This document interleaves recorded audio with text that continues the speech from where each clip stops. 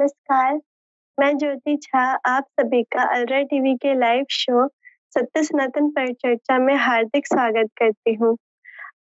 कल्कि जी के श्रीमुख से भी गीता के गुह्यतम ज्ञान के इस विशेष कार्यक्रम में आज हम भगवद गीता के छठे अध्याय के आधार पर आत्मा, ज्ञान और मोक्ष से जुड़े गूढ़ प्रश्नों पर चर्चा करेंगे। तो इस कार्यक्रम में हमारे साथ जो संतगण मौजूद है, उनका इंट्रोडक्शन है। स्वामी विश्वानंद नाथ जी महाराज, कुलावधूत स्वामी सच्चिदानंद नाथ जी महाराज और सूफी संत राजेंद्र निगम बाबू जी महाराज। आप सभी संतगणों का मैं इस कार्यक्रम में कल्कि जी के श्रीमुख से भी गीता का गुह्यतम ज्ञान में हार्दिक स्वागत करती हूँ।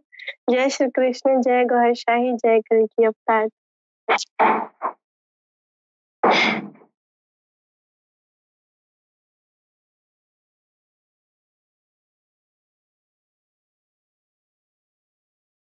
तो इस कार्यक्रम के संदर्भ में मैं अपना पहला प्रश्न स्वामी विश्वानंद नाथ जी महाराज से करती हूँ। प्रश्न यह है कि योगी या सन्यासी की क्या पहचान है, उसे कर्मों के आधार पर कैसे पहचाने, मार्गदर्शन की कृपा करें। जी बहन जी, सबको, सब वरिष्ठ संतों को नमस्कार।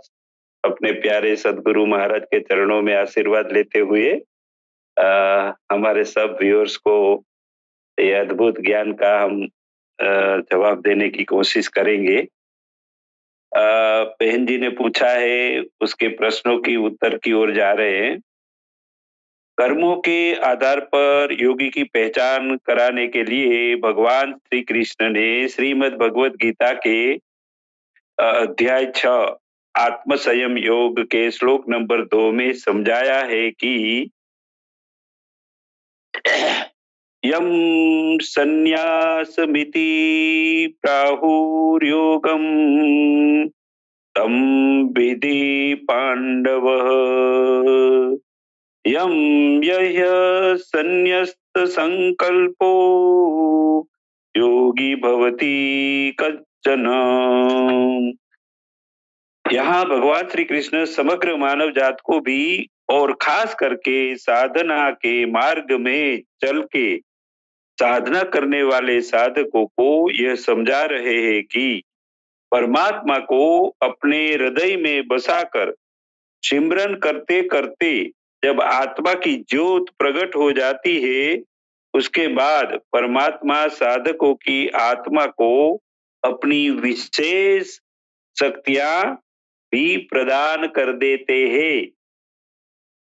उससे साधकों की आत्मा को साधकों के दिलों में जो अवतरित हुए परमात्मा के साथ बड़े प्रेम से बातचीत करने लगती है।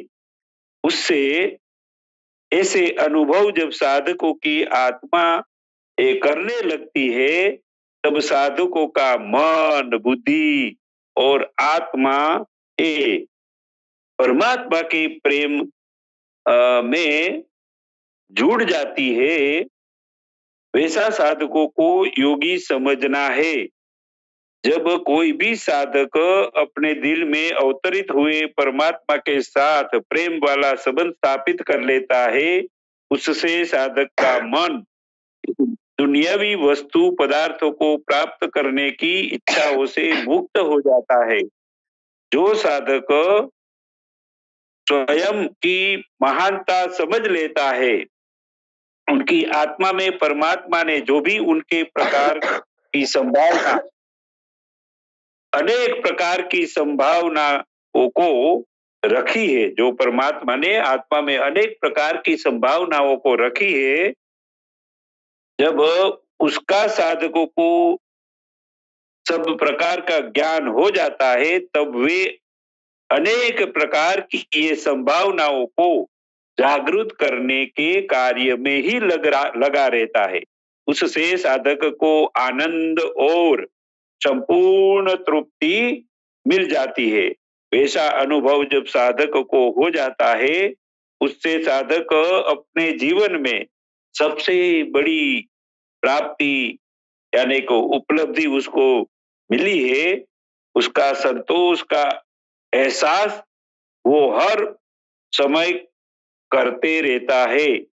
ऐसा हो जाने के बाद साधक उनके जीवन के साथ जुड़े ये दुनियावी रिश्तेदार, सब रिश्ते, सब स्वार्थी ये जो रिश्ते हैं वो और वस्तु पदार्थ के सारे संकल्पों को छोड़ देते हैं और वे रिश्तों को साधक जल कमलवत निभाने लगते हैं और वो जल कमलवत निभाते निभाते सदा परमात्मा के योग के साथ जुड़ा रहता है। ऐसे कर्मों और अनुभव करने वाले साधकों को भगवान श्री कृष्ण योगी के रूप में उनकी यहाँ पहचान करा रहे हैं।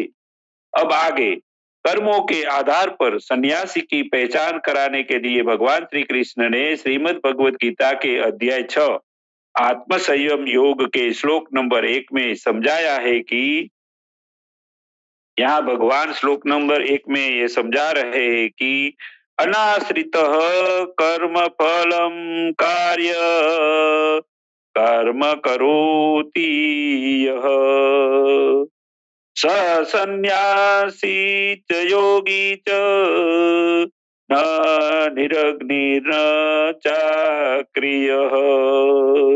यहाँ भगवान श्री कृष्ण समग्र मानव जात को भी और खास करके साधना के मार्ग में चल के साधना करने वाले साधकों को यह समझा रहे हैं कि जो मनुष्य कर्मों के जो फल मिलते हैं वैसे फलों की पहले से ही कोई इच्छा रखे बिना निस्वार्थ भाव से अनासक्त वृत्ति से उनके जीवन से जुड़े हुए निर्धारित कर्मों को करते हैं, वैसा कर्मयोगी मनुष्यों को, वैसे साधकों को सन्यासी समझना है।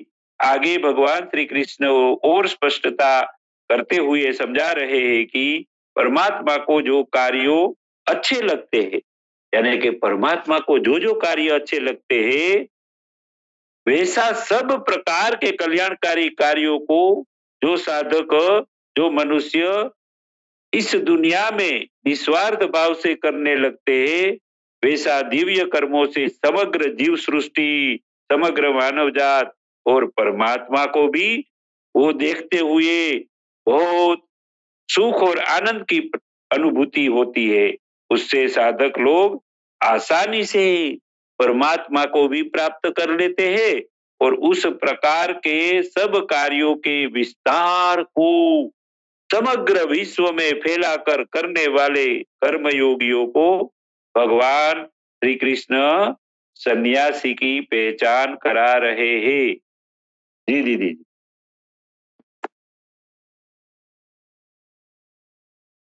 योगी और सन्यासी की परिभाषा को बहुत ही सरलता और गहराई से समझाया है। अगला प्रश्न है वो स्वामी सच्चिदानंद नाथ जी महाराज से है। प्रश्न यह है कि योग रूढ़ता के लिए साधक को किन बातों को ध्यान में रखकर कर्म करने चाहिए?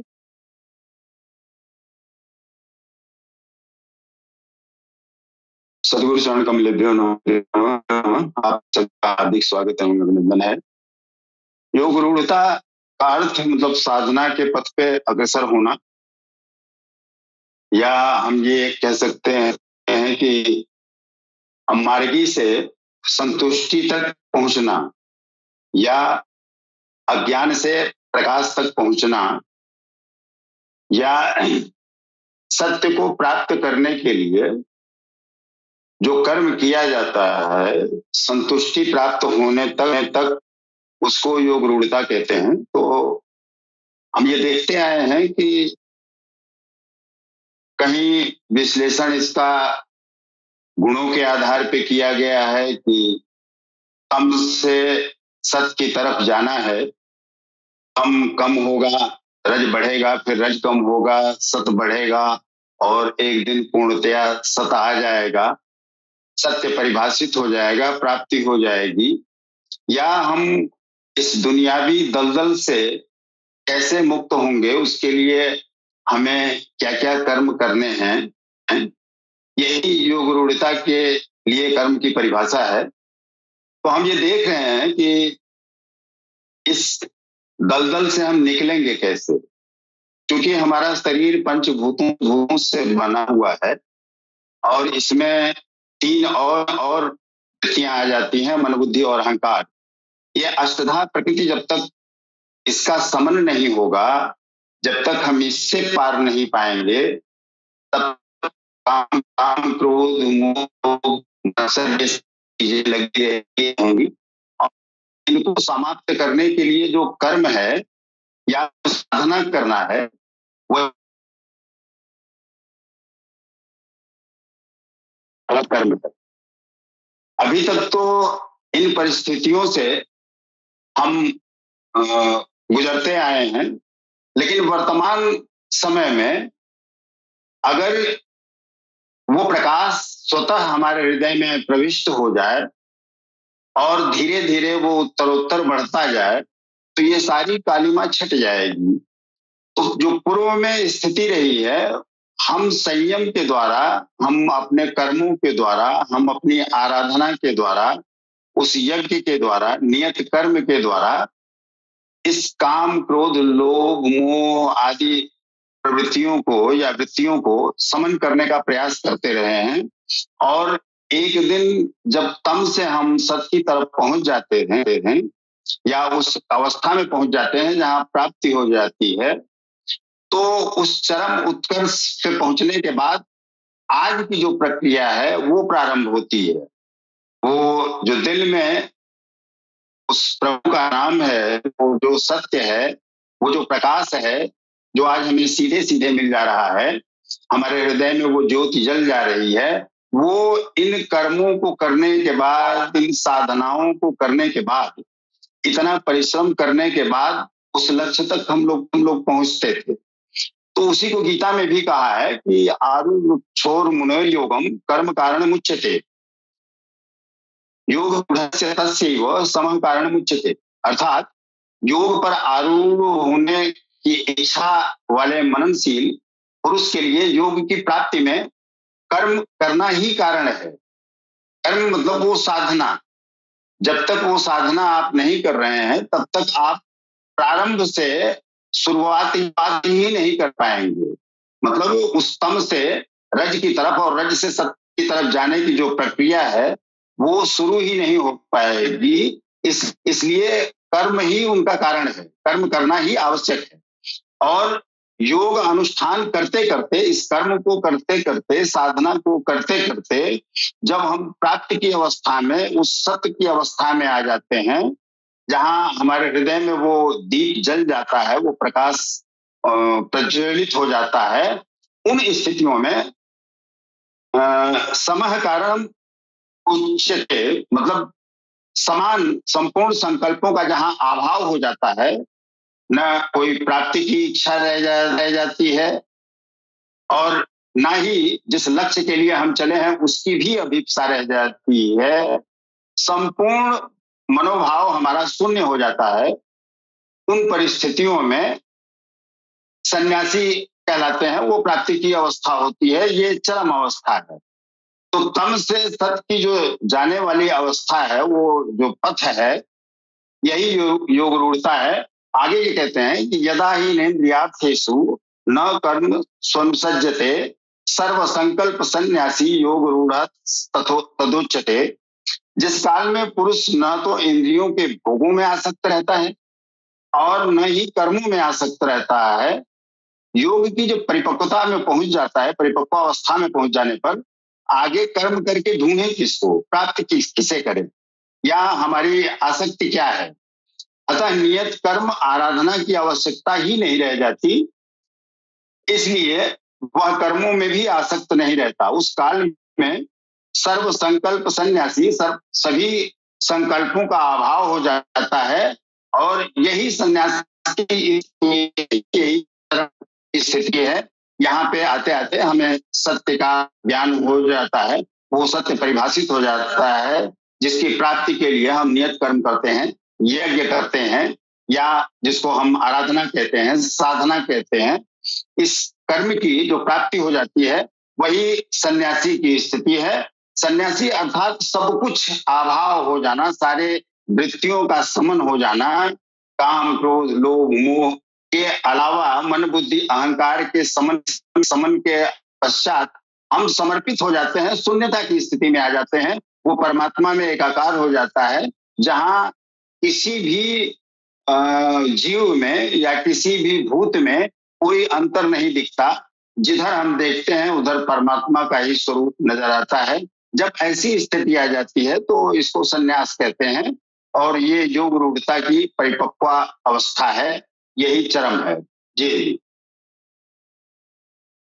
जी, आपका बहुत-बहुत धन्यवाद स्वामी शशिधरनाथ जी। आपने इस प्रश्न के आपके शब्दों से योग रूढ़ता के पथ पर चलने के लिए साधकों को बहुत ही स्पष्ट दिशा मिली होगी, ऐसा मैं आशा करती हूँ। अगला प्रश्न है सूफी संत राजेंद्र निगम बाबूजी महाराज से। प्रश्न यह है कि मनुष्य अपनी आत्मा का मित्र और शत्रु कैसे बन जाता है? समझाने की कृपा करें।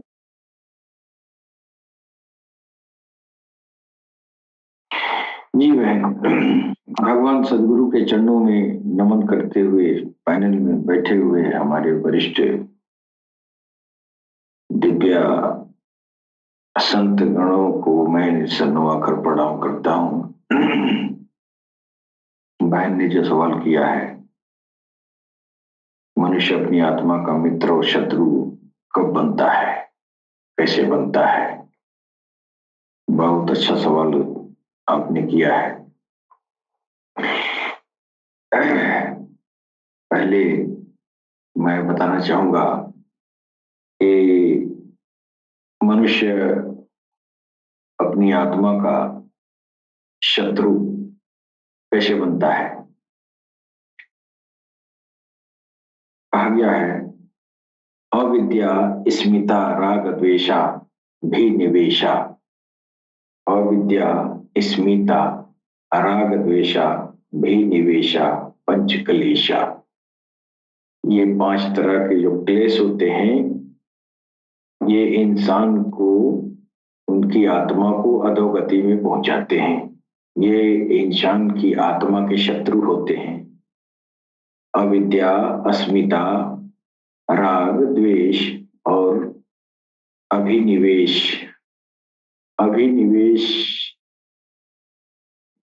डर को कहते हैं, मृत्यु भय। ये 5 प्रकार के क्लेश हैं जो मानव आत्मा को जो है अधोगति में पहुंचाते हैं। और इस पर मैं थोड़ा सा ये 5 क्लेश के बारे में मैं प्रकाश डालना चाहूंगा कि पहला है अविद्या स्मिता राग द्वेषा विनिवेशा। अविद्या पहला है। अविद्या में ये सबसे प्रमुख इंसान का जो है दुश्मन है, शत्रु है। यह सबसे प्रमुख क्लेश है, जिसे सभी अन्य क्लेशों का मूल कारण भी समझा जाता है। अविद्या का अर्थ है जो वस्तु जैसी है उसे वैसा न जानना और न मानना। इसे अविवेक भी कहा जाता है। सांख्य दर्शन के अनुसार महर्षि कपिल ने इससे प्रकृति, जीवात्मा और ब्रह्म के भेद का ज्ञान न होना बताया है। अविद्या के कारण ही आत्मा संसार के जन्म मरण के चक्र में फंसी रहती है और विभिन्न योनियों में भटकती रहती है। अविद्या से राग और द्वेष का जन्म होता है। दूसरा है अस्मिता, अहंकार। और तीसरा आसक्ति, द्वेष, घृणा। ये जो है ये इंसान के, ये चीजें मनुष्य की आत्मा को अधोगति में पहुंचाती हैं और यही इंसान के शत्रु कहलाते हैं। लगभग सभी अध्यात्म मार्ग में जितने भी साधु संत महात्मा गुरुजन, जो लोग भी दुनिया में अध्यात्म ज्ञान को आगे बढ़ाया है, सब लोगों ने इसी पंच क्लेश के ऊपर जो है सब लोगों ने उंगली उठाया है। इंसान का दुश्मन ये पंच क्लेश ही है। जब तक मनुष्य इन पंच क्लेशों से मुक्त नहीं हो पाता, तब तक वह सच्चे सुख शांति की अनुभूति नहीं कर पाता। इन क्लेशों के रहते व्यक्ति सुख दुख के चक्र में फंसा रहता है। 5 इन क्लेशों से मुक्ति का एकमात्र उपाय जो है क्रिया योग है, और क्रिया योग का जो ये क्रियाएं संपन्न कराता है, वो अपनी वह जो है ये क्रियाएं इंसान की आत्मा का मित्र हो जाती हैं। यानी ये पंच क्लेश इंसान का शत्रु है, और इन पंच क्लेशों को मिटाने वाला जो क्रिया योग है, जो तमाम तरह के ज्ञान योग, कर्म योग, ये सांख्य योग जो भगवान कृष्ण ने बताया है, तो ये जो भी योग है, यही जो है इंसान का जो है मित्र है।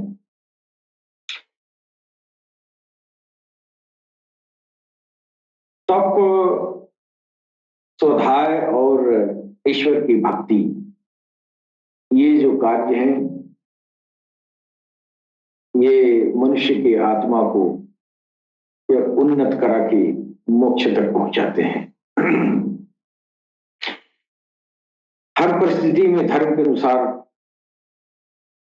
कर्म करते रहना, अधर्म को त्याग देना, यह जो है धर्मपूर्ण कर्म कहलाता है। और यह काम भी, यह जो है यह क्रिया भी आत्मा को उन्नति कराने में ये आत्मा का मित्र साबित होता है। एक स्वाध्याय भी है जो आत्मा का मित्र है। स्वाध्याय यानी वेद, पुराण, उपनिषद, गीता और दर्शन शास्त्र का अध्ययन और सत्य संभाषण व उपदेश देने वाले सिद्धांतों को, सिद्धांत ये देने वाले, आध्यात्मिक सिद्धांत देने वाले विद्वानों के साथ संगत में रहना भी जो है इंसानियत का जो है ये क्रिया आत्मा का मित्र कहलाता है, मित्र की तरह है। और एक है ये ईश्वर की भक्ति, स्तुति, उपासना और मन और आत्मा को समर्पित करना, ये क्रिया भी जो है भगवान, ये मनुष्य की आत्मा का जो है मित्र वो साबित होता है। तो अध्यात्म मार्ग में अपने पंच क्लेशों को दूर करने के लिए तमाम तरह के तप, स्वाध्याय और ईश्वर प्रणिधान की व्यवस्था किया गया है। इस दौर में सरकार गुहरशाही ने जो ईश्वर प्रणिधान की व्यवस्था किया है हृदय सिमरन का, जिसके जरिए इंसान का पंच क्लेश जो है आसानी से, बहुत ही आसानी से इन क्लेशों से मुक्ति पा जाता है। और जब तक मनुष्य इन क्लेशों से मुक्त नहीं होता है, तब तक उसको जो है सच्चे सुख की अनुभूति नहीं कर पाता है। तो ये पंच क्लेश से मुक्ति पाना और यह जो है ईश्वर प्रणिधान करने का जो तौर तरीका है, भक्ति, स्तुति, उपासना करने का जो तरीका है, इसमें इन उपायों को हम जो है अगर हम करते हैं तो अपनी आत्मा को उन्नत करा सकते हैं और परमात्मा विलीन करा सकते हैं। इसके लिए इस दौर में सरकार गुहरशाही जी महाराज आपको ईश्वर भक्ति का एक नवीनतम, एक ऐसा नवीनतम प्रक्रिया योग, क्रिया योग आपको दे रहे हैं, जिसको हृदय सिमरन के नाम से जो है हम लोग जानते हैं कि इंसानियत के दिलों में उसके प्रभु का, उसके ईश्वर का, उसके भगवान का नाम समाहित हो जाए। फिर यह अखंड ये जो है क्रिया में लग जाए, यानी भगवत नाम का संस्कार जब दिल में उतर जाए तो हमेशा के लिए अखंड संकीर्तन का ये जो है संकल्प हो जाए और उससे मात्र हृदय सिमरन के जरिए इंसान के अंदर जो है, जो क्लेशों, पंच क्लेशों के बीच जो है इंसान फंसा हुआ है, उससे वो मुक्ति पा सकता है। ये अनोखा तरीका इसी दौर के लिए है, इसलिए कि अब वो तप, स्वाध्याय और प्राणिधान का, ईश्वर प्राणिधान का जो है ये दौर अब खत्म हो गया। अब ये जो है लोग विलासिता में डूबे हुए हैं। अब कोई ध्यान अनुष्ठान करना नहीं चाहता है, इंसान विलासिता में डूबा हुआ है। तो इंसान के पंच क्लेशों को दूर करने के लिए कलयुग में सबसे बेहतरीन तरीका सरकार गौहरशाही की जो हृदय सिमरन है, इससे इंसान उन्नति करके अपनी आत्मा को परमात्मा में विलीन करा सकता है। तो इसके लिए इस दौर में सरकार गौहरशाही की एक बड़ी अनोखी और बड़ी मूल्यवान ये चीज इंसानियत को प्रदान कर रहे हैं। हृदय सिमरन सरकार गौहरशाही की छवि को देख के भगवान का नाम लें, या सरकार गौहरशाही के मानने वाले उन जिनको उन्होंने आज्ञा दे दिया है कि अगर इस आदमी के साथ अगर आप भगवान का नाम दोहरा लेंगे तो आपका जो है ये क्रिया योग शुरू हो जाएगा, हृदय की धड़कनों में भगवत नाम का अखंड संकीर्तन। अगर ये शुरू हो जाए तो समझ जाइए कि आपको पंचक्लेश से मुक्ति एक दिन मिल ही जाना है। जब पंचक्लेश से मुक्ति मिलेगा तो निश्चित ही आप जो है मोक्ष के मार्ग पर प्रसन्न हो जाएंगे। जी बहन। जी, आपका बहुत बहुत धन्यवाद। आपने शत्रु और मित्र बनने की इस प्रक्रिया को बहुत ही सहजता से समझाया है। ये जीवन बदलने वाला उपदेश है। अगला जो प्रश्न है वो स्वामी विश्वानंदनाथ जी महाराज से है। प्रश्न ये है कि ज्ञान विज्ञान से तृप्त अंतःकरण वाले शांत वृत्ति साधक परमात्मा का अनुभव कैसे करते हैं, समझाने की कृपा करें। जी दीदी जी, ज्ञान विज्ञान से तृप्त अंतःकरण वाले शांत वृत्ति साधक परमात्मा का अनुभव कैसे करते हैं, उसको भगवान श्री कृष्ण ने श्रीमद् भगवत गीता जी के अध्याय 6 आत्म संयम योग के श्लोक नंबर 8 में समझाया है कि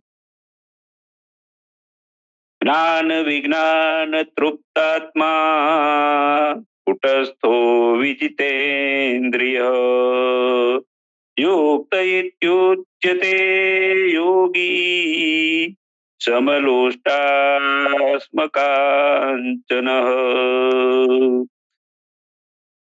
यहाँ भगवान श्री कृष्ण समझा रहे हैं कि जो भी साधक धर्म ग्रंथों यानी कि धर्म शास्त्रों में जो जो ज्ञान उपदेशक समझदारी वाला मार्गदर्शन लिखा गया है, वे शास्त्रों के ज्ञान को संपूर्ण समझकर उनके वो ज्ञानों को वो जो जानने वाला है अपने जीवन में धारण करके जब अमल करने लगता है, वैसे साधक को ज्ञान से तृप्त अंतःकरण वाला साधक समझना है। जो भी साधक परमात्मा की कृपा से और उनके सद्गुरु ने समझाया हुआ सच्चा आध्यात्मिक ज्ञान को अपने जीवन में धारण कर लेता है और उनके दिल में परमात्मा का नाम का अवतरण करा के जो दिल में मन लगा के परमात्मा का नाम का टकराव यानी कि सिमरण ये दिल की धड़कनों के साथ मिलाते मिलाते करता है, वैसे साधक की आत्मा की ज्योत दिल में प्रकट हो जाती है। फिर वैसे साधक को आत्मा की महानता और आत्मा में रखी गई सब प्रकार की संभावना, सब प्रकार की लायकातें, वो जो दी गई है उसका संपूर्ण ज्ञान हो जाता है। वैसा साधक आत्मा का दर्शन करके आत्मा के संबंध में संपूर्ण ज्ञान को प्राप्त कर लेता है। वैसे साधक को अनुभव वाला आत्मज्ञानी यानी कि आत्मा का संपूर्ण विज्ञान यानी कि विशेष ज्ञान को जानने वाला, विज्ञान से तृप्त संतकरण वाला साधक समझना है। इस प्रकार जो साधक ये ज्ञान और विज्ञान को संपूर्ण समझ लेता है, वैसा शांति वृत्ति का साधक परमात्मा का अनुभव कैसे करते हैं, उसको भगवान श्री कृष्ण ने श्रीमद् भगवत गीता जी के अध्याय 6 के अध्याय 6 आत्म संयम योग के श्लोक नंबर 7 में समझाया है कि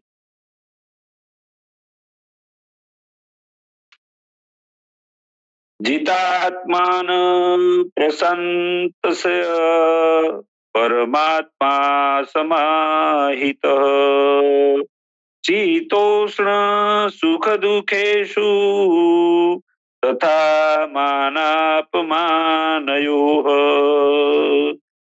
यहाँ भगवान श्री कृष्ण समझा रहे हैं कि जो साधक अपने हृदय में आत्मा की ज्योत प्रकट कर लेता है, तब वे आत्मा की ज्योत के प्रकाश से ही उनके दिल में अवतरित हुए परमात्मा का दर्शन उनके दिल में ही कर लेता है। जब साधक की आत्मा ये परमात्मा की शक्तियों से, प्रकाश से मजबूत हो जाती है, तब वो साधक फिर ठंडी गर्मी, सुख दुख, मान अपमान को अपने ताकतवर मजबूत मन से वो सबको जीत लेता है और साथ साथ विषयों में फंसी उनकी इंद्रियों को भी अपने मन के आत्मबल के आधार पे बस में कर लेता है। वैसा साधक को उनके अंतःकरण में गहरी शांति, सुख और आनंद की अनुभूति होने लगती है। ऐसे अनुभव करने वाले साधक की सारी वृत्तियां शांत हो जाने से इस रीति से फिर साधक उनके दिल में परमात्मा का अनुभव इस प्रकार कर लेता है। जी दीदी जी। जी स्वामी जी, आपने भगवत गीता की रोशनी में परमात्मा के अनुभव का रहस्य बड़ी सटीकता से बताया। ये उत्तर बहुत ही प्रशंसनीय था। अगला जो प्रश्न है वो स्वामी सच्चिदानंद नाथ जी महाराज से है। प्रश्न यह है कि योगाकांक्षी साधक को शांत और एकांत की आवश्यकता क्यों पड़ती है? समझाने की कृपा करें।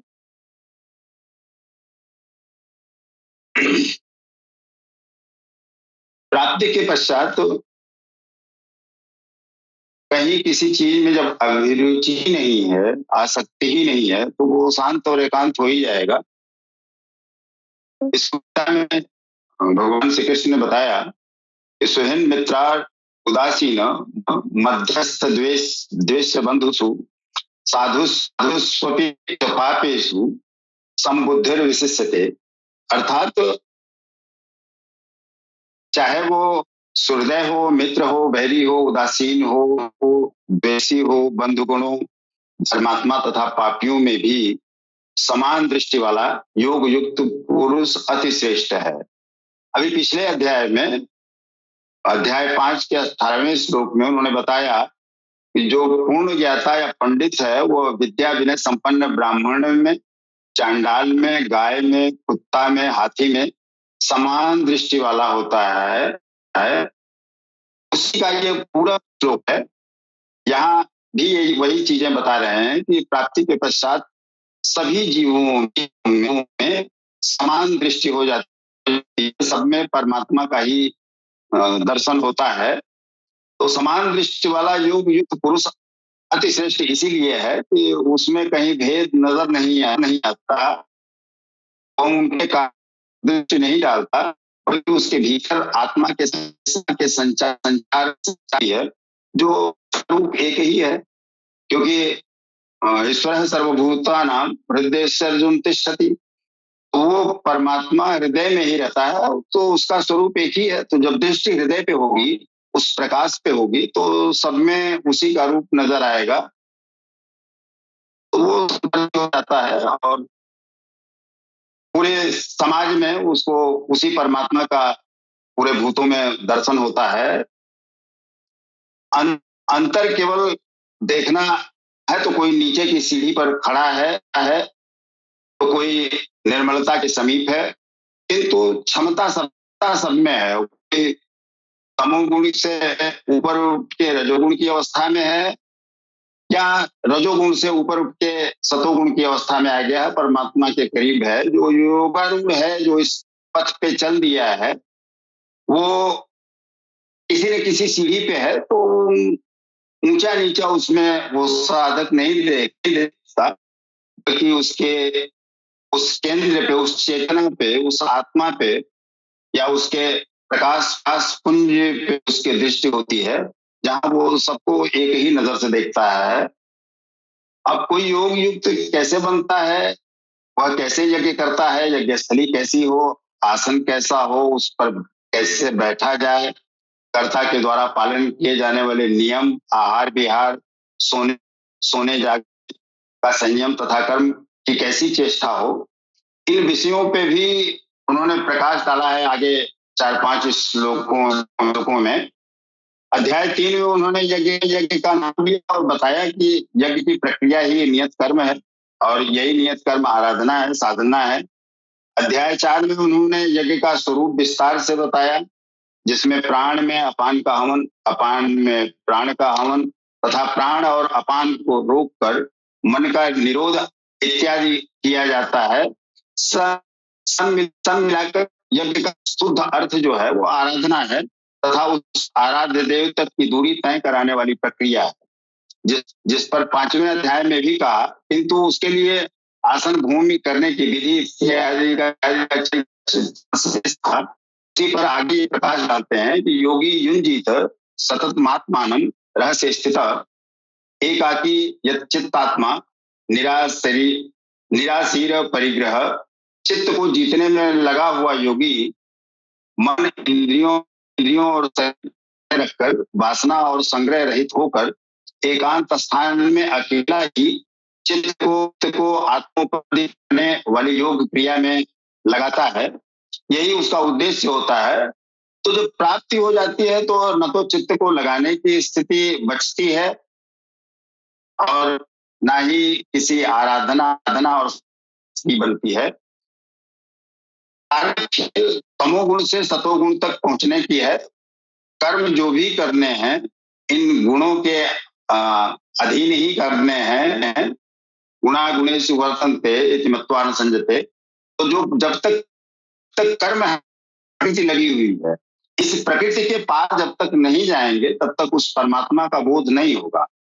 तो प्रकृति, ये अष्टधा प्रकृति के बाद भी एक प्रकृति है, जिसे प्रकृति इस आज्ञा भी कहते हैं, जिसे भगवती शक्ति भी कहते हैं।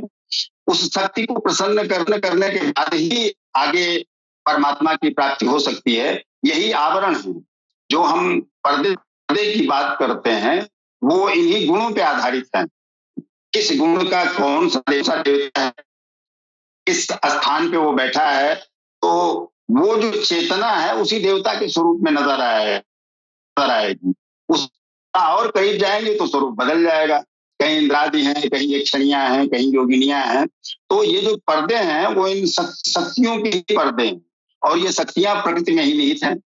तो प्रकृति से पार पाने पर ही उस परमात्मा का बोध हो सकता है, उस सत्य का बोध हो सकता है। यही सारे इनके पर्दे हैं। तो तमोगुण से सतोगुण तक पहुंचना, उससे भी आगे बढ़कर से आशीर्वाद लेते हुए उस परमात्मा में लय हो जाना, ये हर साधक का लक्ष्य होता है। और जब पराकृति तक आदमी पहुंच जाता है तो उस स्थिति में वो एकांतवासी और संन्यास की स्थिति में आ जाता है। क्योंकि केवल एक हल्के से पर्दे का आभास होता है, परमात्मा और उस प्रकृति में कोई अंतर होता नहीं। तो उस स्थिति तक पहुंचने में स्थिति है उसी का यहाँ पे वर्णन है कि वो शांत और एकांत में आत्मा उपलब्धि के लिए, उस सत्य के दर्शन के लिए, उस आत्मबोध के लिए, उस परमात्मा का बोध के लिए वो शांत और एकांत में अपनी चेतना को और उन्नत करने का प्रयास करता रहता है।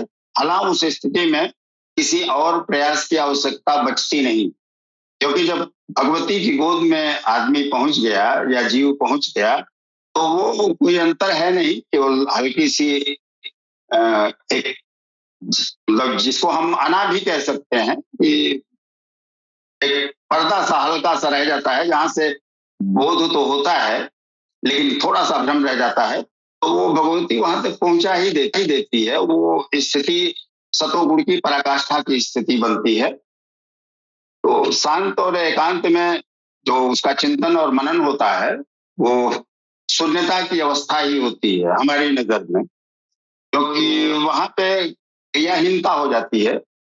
प्राप्ति जब हो गई है, उस परा प्रकृति की प्राप्ति हो गई है, जो परमात्मा का ही एक स्वरूप है या उसी का अभिन्न अंग है, तो वहां कोई क्रिया बचती नहीं है। तो शांत और एकांत हो ही जाता है। जब शून्यता की स्थिति आ गई, ना किसी फल की इच्छा रह गई, ना कोई ज्ञानेंद्रियां परेशान कर रही हैं, और न रूप रस गंध इन सारे वृत्तियों से जब ऊपर आदमी उठ गया है, शून्यता की स्थिति आ गई है, तो एकांत में उठ ही जाएगा। उसको समाज में हर जगह उस परमात्मा का ही बोध होगा, उसका ही दर्शन होगा।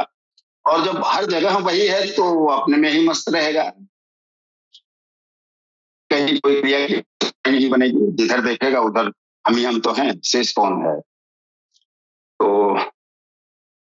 यही एकांत और शांत है, और यही परम अवस्था है उस परमात्मा के बोध का, उस सत्य के बोध का। जी स्वामी जी, आपने जो हर अनुरागी के लिए बहुत ही महत्वपूर्ण है, जो एकांत और शांत अवस्था, उसको उजागर किया, इसके लिए आपका बहुत-बहुत धन्यवाद। उसके महत्व को आपने समझाया।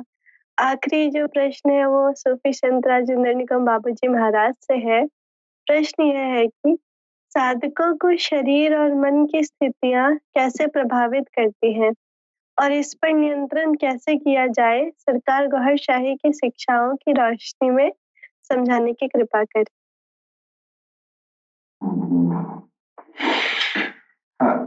जी बहन, ये मन की स्थितियां जो है इंसान की जो भी मनोस्थिति होती है वो नाभी आत्मा के अधीनस्थ होता है। और नाभी आत्मा जिधर चाहती है उधर इंसान की जो है मन की स्थितियां बदलती रहती हैं। सरकार गौहर शाही ने जो ईश्वर धर्म की जो किताब उन्होंने लिखा है, उसमें इस मन की स्थितियों को प्रभावित करने वाली जो उसके फैक्टर हैं, उस फैक्टर पर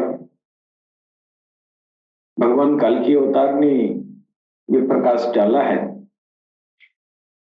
कि इसका मात्र एक कारण है, जो इंसान के अंदर एक ऐसा प्राणी वर्ग है जो शैतानी प्राणी है, वो शैतानी कीटाणु है। और इसका ठिकाना जो है सरकार गौहर शाही ने बताया है कि इंसान के नाभि में वो पाया जाता है, और उसका जो है आधिपत्य इंसान की पूरी मानस पटल पर बनी रहती है। सरकार गौहर शाही कहते हैं कि नाभि आत्मा जो जिसको सूफियों की भाषा में नफ्स कहा जाता है, वो स्वप्न में शरीर के बाहर निकल जाता है और उसी व्यक्ति की मुखाकृति में शैतानी स्वभाव में घूमता रहता है। इस नाभि आत्मा के साथ एक दैत्य भी होता है जिसकी मुखाकृति हाथी की तरह होती है, और यह नाभि कमल और हृदय कमल के मध्य बैठ जाता है। मनुष्य को पथभ्रष्ट करने के लिए नाभि आत्मा की सहायता करता है। इसके अतिरिक्त इंसान के सीने में 4 पक्षी भी मनुष्य को अपने पथ से भ्रष्ट करने के लिए नाभि आत्मा की सहायता करती हैं। इसके अतिरिक्त 4 पक्षी हैं, ये 4 पक्षियां हैं, जैसा कि आप हृदय के साथ एक मुर्ग की आत्मा लगी रहती है जो इंसान की मन स्थिति को बहुत ही बुरी तरह प्रभावित करती है, जिसके कारण मनुष्य जो है मनुष्य के दिल पर, उसके हृदय पर जो है लस्ट का आधिपत्य बना रहता है। इंसान जो है लस्टफुल रहता है, तो अगर लस्टफुल मानसिकता अगर है तो वह जो है हृदय कमल के साथ मुर्ग की आत्मा के जुड़ने की वजह से, जो मुर्ग की आत्मा उसी नाभि आत्मा का सहयोगी है, उसका मित्र है। सरकार फरमाते हैं कि हृदय के जाप से वह मुर्गा जो है आहत पक्षी बन जाता है, अर्थात वह जो है भगवत नाम का जो अनुध्यान होता है उसकी वजह से वो मुर्गे की आत्मा आहत हो जाती है और हराम हलाल की समझ का ज्ञान पैदा कर देता है। फिर उस हृदय को जो है शिष्ट हृदय कहते हैं। अब एक इंसान के सीने में श्री नाम की एक शक्ति होती है, एक तरह की आत्मा, प्राणी वर्ग है जिसके साथ कौवा जुड़ा रहता है, कौवे की आत्मा कौवे की आत्मा जुड़ी रहती है। ये भी इंसान की मन स्थिति को प्रभावित करता है। कौवे की आत्मा चिपकी रहने के वजह से यह जो है इंसान लोभ और ये जो है लोभ में पड़ा रहता है। और एक खफी आत्मा है जिसके साथ मोर चिपका रहता है। मोर की वजह से ईर्ष्या इंसान करता है और अफा शक्ति के साथ कबूतर रहता है और कबूतर की वजह से इंसान के अंदर कृपणता आ जाती है। तो मालूम हुआ कि मन की स्थितियां सीने में जो है ये शैतानी आत्माओं की उपस्थिति की वजह से होती हैं और उनकी प्रकृतियां शक्तियों को लोभ और ईर्ष्या पर विवश कर देती हैं। जब तक शक्तियां ये प्रकाशमान न हो, यानी इंसान के अंदर जो है वो इंद्रियां हैं, वो इंद्रियां जब तक प्रकाशमान न हो जाए, जब तक उसमें चेतना न आ जाए, तब तक जो है ये इन ये शैतानी शत्रुओं के बस में मना स्थितियां इंसान की रहती हैं। वो चाहकर भी, हालांकि वेद पुराण कुरान सब कुछ पढ़ता है, पढ़ने के लिए पढ़ेगा, लेकिन उसकी मन स्थिति को ये जो है शैतानी जो कीटाणु जो इंसान के सीने में जो है उसके इंद्रियों से जो चिपकी हुई हैं, ये नेगेटिव, ये जो है शक्तियां, ये नकारात्मक शक्तियां, तो ये इंसान की मन स्थिति को जो है बहुत प्रभावित करती हैं। सरकार गौरशाही ने ये जो है बाकायदा इंसान के दिलो दिमाग को जो प्रभावित करने वाली जो नेगेटिव शक्तियां हैं, जिनको उन्होंने प्राणी वर्ग कहा है, अब तक तो हम लोग जो है किताबों में पढ़ते आए, देखते आए, सुनते भी आए बहुत सारे विद्वानों की जुबान से कि इंसान की मन स्थिति को कंट्रोल करने के लिए, मन को नियंत्रण करने के लिए तमाम तरह के योग साधना और तमाम तरह के क्रिया योग की विधान व्यवस्था किताबों में की गई है।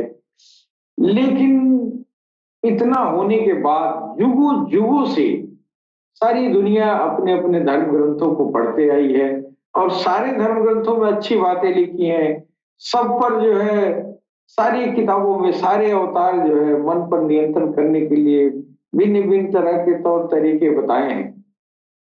सरकार गोहरशाही भगवान काल की अवतार ने इस मन पर नियंत्रण न होने के पीछे एक प्राणी वर्ग को कारण बताया, जबकि अब तक हम सिर्फ ये मन पर संयम बरतने की बात की गई है और संयम जो है ये संयम के साधन जो है जो बताए गए हैं, योग और प्राणायाम बताया गया है। लेकिन अब तक ये कारण जो है अस्पष्ट रूप से किसी ने नहीं बताया कि ये मन में जो नेगेटिव जो संवेग आते हैं, जो ये जो है इंसान के अंदर जो है काम क्रोध लोभ मोह मद मत्सर और ये दुनिया के जो कुविचार आते हैं, ये कहां से आते हैं, इसका पता सरकार गोहरशाही ने बताया कि हर इंसान के नाभि क्षेत्र में एक ऐसा शैतानी कीटाणु है, एक ऐसा प्राणी है जिसके बहुत सारे मित्र हैं और वो अपना आधिपत्य इंसान के दिल और दिमाग पर पूरी तरह जो है उसको कब्जा किए रहता है, जिसकी वजह से मन की स्थितियां प्रभावित होती हैं। इसके समाधान के लिए सरकार गोहरशाही ने एकमात्र साधन बताया कि अगर हृदय में अगर भगवान का नाम का अखंड संकीर्तन जारी हो जाए तो ये मन स्थितियां पिछले अदवार की अपेक्षा बहुत जल्द मन पर नियंत्रण करने में सफलता मिल सकती है। तो इसका सरकार गोहरशाही ने एकमात्र रास्ता बताया, ये हृदय की धड़कनों में भगवत नाम को समाहित करना, और ये जो है खुद ब खुद नहीं होगा। इसके लिए सरकार गोहरशाही का वादा है कि सरकार गोहरशाही अगर कोई भी इंसान अगर सरकार से मदद मांगता है कि मेरे दिल में मेरे भगवान का नाम समाहित कर दें ताकि मेरे मन की स्थितियां जो है मेरे मन पर नियंत्रण हो जाए, मेरा इंद्रिय निग्रह हो जाए और हम भगवत प्रेम तक हमारी आत्मा परमात्मा के मिलन तक पहुंच जाए, तो इसके लिए सरकार गोहरशाही तत्पर है। सारी इंसानियत की मदद के लिए आप आए हैं और सारी इंसानियत के दिलों में भगवत नाम का जो है अखंड संकीर्तन जो है बसा रहे हैं। एकमात्र ये अचूक ऐसा रास्ता है जिससे इंसान जो है मन पर नियंत्रण आसानी से कर सकता है बिना मेहनत मशक्कत किए। सरकार ने फरमाया कि ये सिमरन अपने दिल में बसाओ और उसमें सरकार मदद करेंगे, सरकार की नजर शामिल होगी, और जब तक वो अपने मंजिले मकसूद नहीं पहुंच जाता, सरकार गोहरशाही भगवान काल की अवतार का ये वादा है कि हम उसका साथ देते रहेंगे जब तक वो अपनी मंजिले मकसूद पर नहीं पहुंच जाता। जी बहन।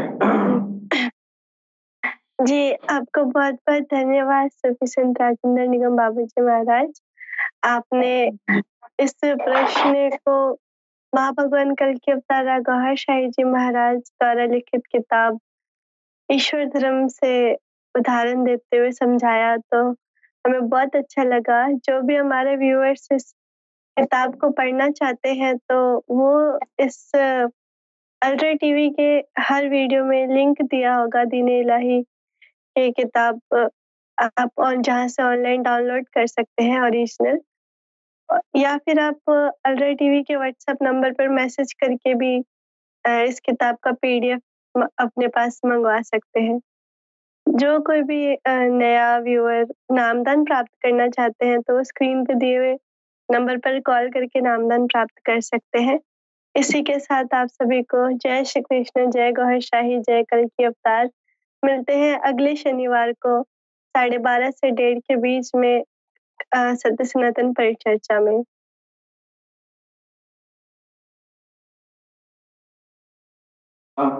जय महर्षि, जय श्री कल्कि जय। अवतार।